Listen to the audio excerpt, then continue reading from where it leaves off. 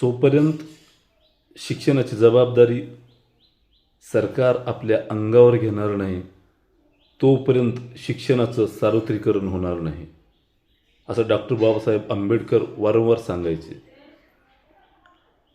त्यासोबत शिक्षणाचं राष्ट्रीयकरण झालंच पाहिजे आणि शिक्षणाचं राष्ट्रीयकरण झालं तर शिक्षण हे शेवटच्या घटकापर्यंत दर्जेदार आणि सक्तीचं पोहोचलं जाईल, असं त्यांचा हटास होता.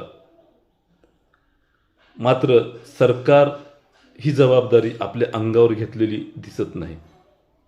महाराष्ट्र राज्यामध्ये तुर्तास आपण बातम्या बघतोय. गेल्या अनेक दिवसापासून हल्ली तर शिक्षकांची जी काही खाजगी संस्था चालकांनी पदभरती केली बॅकडेटेड, त्या ठिकाणी हजारो कोटी रुपयाचा घोटाळा झाल्याचं उघडकीस येत आहे. असे अनेक प्रकरणं उघडकीस येत आहेत. मायनॉरिटी शाळा, त्या ठिकाणी शिक्षकांची निवड करत असताना एका शिक्षकासोबत 30-30, 35-35, 40-40 लाखाचा व्यवहार केला जातोय. कुठेतरी या सगळ्या व्यवस्थेला लगाम लागला पाहिजे.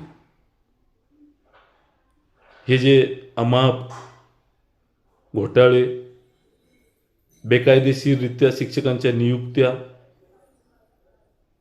सरकारचं या धोरणावर कुठलंही नियंत्रण दिसत नाही. कुठेतरी ह्या सगळ्या गोष्टी थांबल्या पाहिजे, म्हणजेच सरकार शिक्षणाची सगळी जबाबदारी आपल्या खांद्यावर घेतली पाहिजे, आपल्या अंगावर घेतली पाहिजे.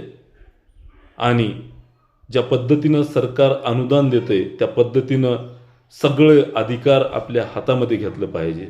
तरच नक्कीच या शिक्षण क्षेत्राचं जे काही सार्वत्रिकरण आहे शेवटच्या घटकापर्यंत पोहोचेल आणि दर्जेदार सक्तीचं शिक्षण आणि शिक्षणातली जी समानता आहे, जी दरी आहे, ती कमी होईल.